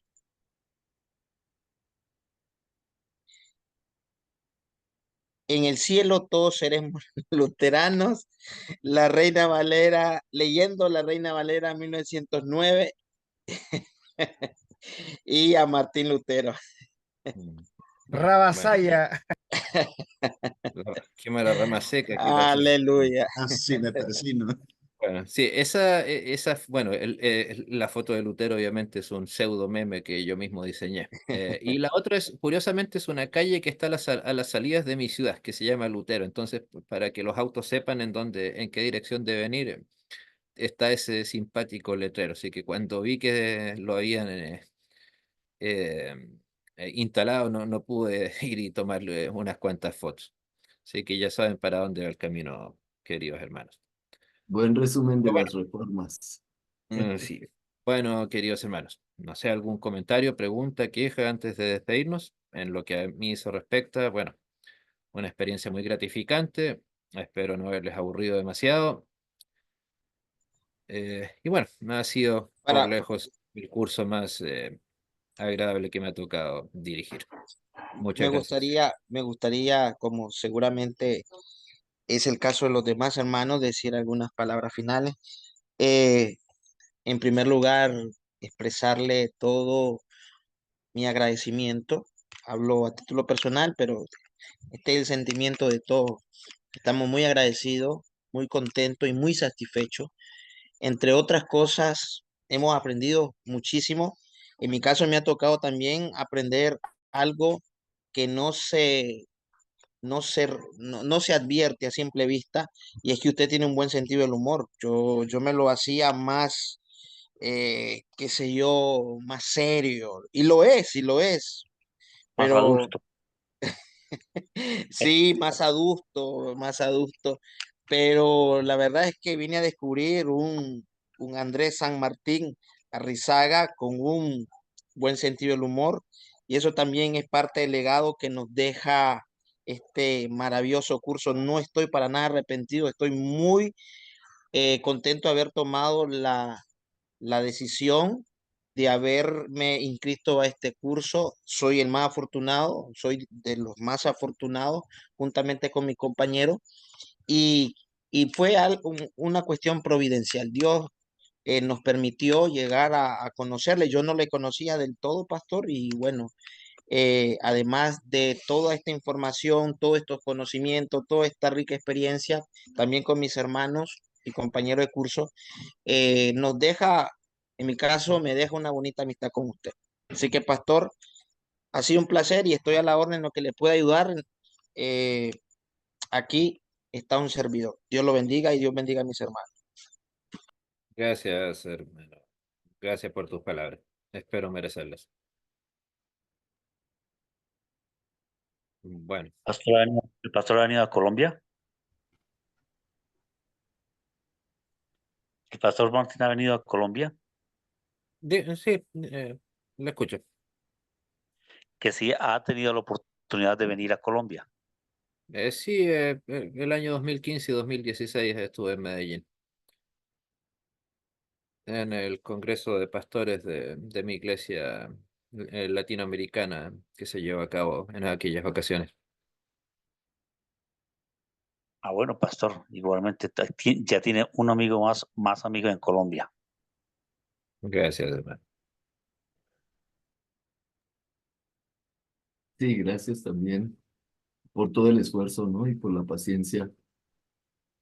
Eh, Siempre es un gusto poder ver que hermanos puedan compartir lo que el Señor les ha permitido saber y pues seguimos orando por su merced, por su familia, por su ministerio y esperamos que como esta obra no es en vano, que se puedan dar grandes frutos también para la gloria del Señor. Gracias a usted, gracias también, hermano Jaramillo. Bueno, a su servicio también. Hermano Cortés, dígame. Muchas gracias, pastor, por darme la palabra. Voy a ser breve porque sé que mis hermanos también que tal vez quieren seguir participando. Quiero bendecir a Dios, ¿verdad? Porque con la publicación que hizo el hermano Otman, me parece que usted lo conoce, yo me di cuenta, ¿verdad? De este curso me inscribí, hice todos los ajustes necesarios, ¿verdad? Y gracias a Dios he podido estar en todos. Debo de reconocer humildemente que necesito actualizarme en el tema de historia, ¿verdad? Y ya estoy empezando a hacerlo, ¿verdad? Obteniendo libros, etcétera. Así que bendigo a Dios por esas razones, ¿verdad? Es un honor poder conocerle. Desde aquí del Salvador les saluda a usted como a los demás, el hermano Manuel Cortés, ¿verdad? Conocido en las redes como Rey Cortés. También destaco algo que me lo han dicho a mí y admiro en otras personas, y ese sentido del humor, ¿verdad? Algo que creo yo que Jesús tenía.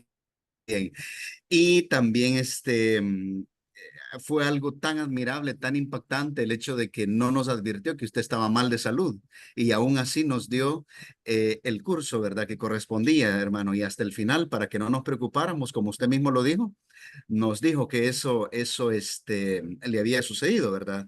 Y creo que puedo también hablar por mis hermanos, ¿verdad? Eso nos ha dejado una huella de compromiso. Yo se lo decía también a mi familia, ¿verdad? Por lo cual, pues, seguimos mucho más orando, ¿verdad? Por su ministerio, ¿verdad? Así que el Señor le bendiga, pastor, y espero que sigamos, pues, interactuando y aprendiendo uno del otro. Bendiciones. Gracias, hermano. Gracias, hermana Brisaida también.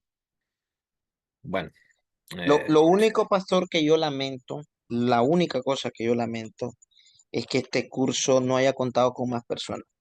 Pero mala suerte la de ellos, porque nosotros hemos sido los más afortunados. Lo que pasa es que lamentablemente sigue habiendo una alergia al estudio, a la historia. Eh, los hermanos, si les toca ver un video de chisme, de polémica, hay una gran concurrencia, pero cuando se trata del estudio duro, serio, académico, profundo, pues lamentablemente no tienen esa pasión. Pero nosotros sí le vamos a sacar mucho partido. De hecho, ya me he dado la tarea, pastor, de ir rompiendo el mito y quebrando algunos corazones con esto de que la reforma propiamente hablando no empezaría el 31 de octubre de 1517. Ahí se los dejo a usted para que usted se encargue de, de, de los que comiencen a demandar respuestas. Se lo dejo a usted. a tu servicio. Bueno, en fin, hermanos, para que lo sepan, probablemente mantendré unas 2 semanas el grupo en WhatsApp. Ahí ya ya que me lo han preguntado varias personas, como les decía, si se me reúne un grupo no menor a 10 personas, ojalá más. Ya se me han contactado un par de personas al respecto para eventualmente repetir este curso. Bueno, hay cosas, pero si ustedes saben de alguien, den mi contacto sin problema alguno. Pero para que no asustarme, digamos, pídanle a la persona que me escriba que me están contactando a través de uno de ustedes. Así yo tengo más claridad de quién me está escribiendo, por favor. Pero bueno, sí, y para también alguien me preguntaba acá si dicto otros cursos. La verdad que los cursos de teología eh, los voy dictando en la medida en que se me están solicitando.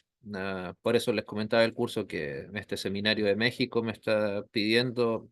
Es un curso bastante breve, de 5 clases solamente sobre Segunda de Corintios. No sé si se han fijado en mi canal de YouTube, hay uno sobre Primera de Corintios que se llama Iglesia y Santidad. De hecho, hace un par de horas me confirmaron que se iba a dictar el curso, así que probablemente va a ser en un horario parecido los lunes, a partir del lunes creo que 12 o 11 de agosto.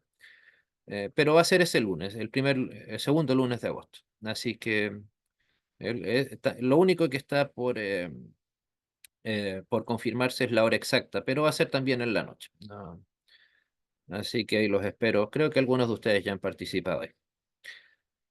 Así que no, hermano, bueno, ya que usted lo comenta, hermano Omar, la verdad que el tema de las inscripciones, como le digo, ya me escribió una persona que dice que tiene 4 interesados en total, que me escriban y así voy reuniendo el grupo y cuando tenga el grupo completo, mínimo, eh, no me gusta dejar estas cosas tan de aquí en adelante como un proyecto futuro, o sea, cuando Pastor, mucho comenzaría le, supongamos que mañana me tuvieran el grupo de 10 12 personas,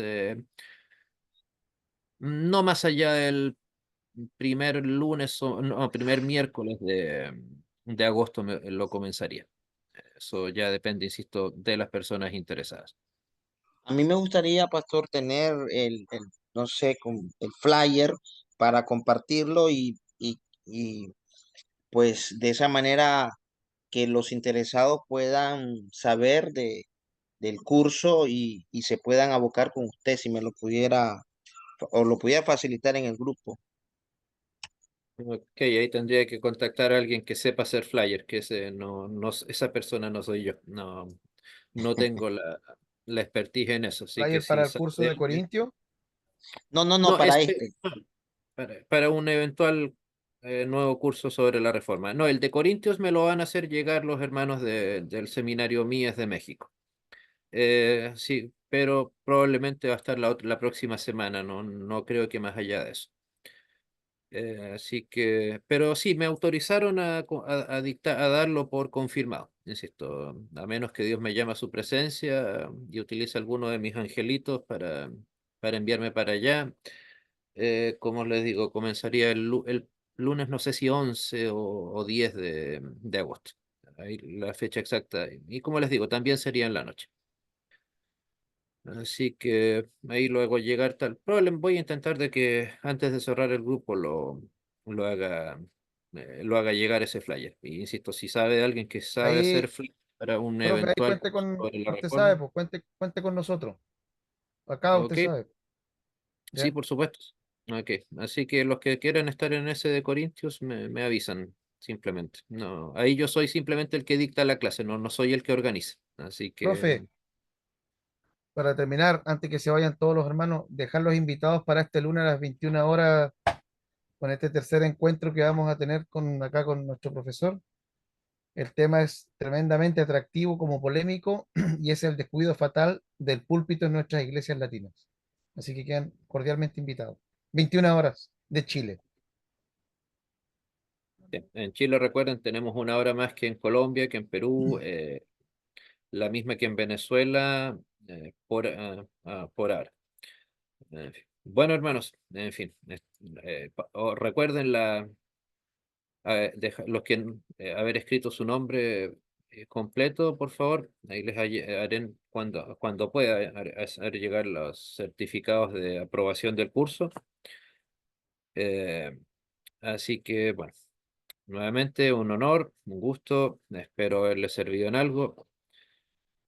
Que Dios les bendiga y nos encontramos, si Dios así lo permite, en una próxima oportunidad. Hasta pronto. Muchas gracias, Dios los guarde. Buenas noches. Dios les bendiga, chao. Bendiciones a todos. Nos vemos hasta la próxima.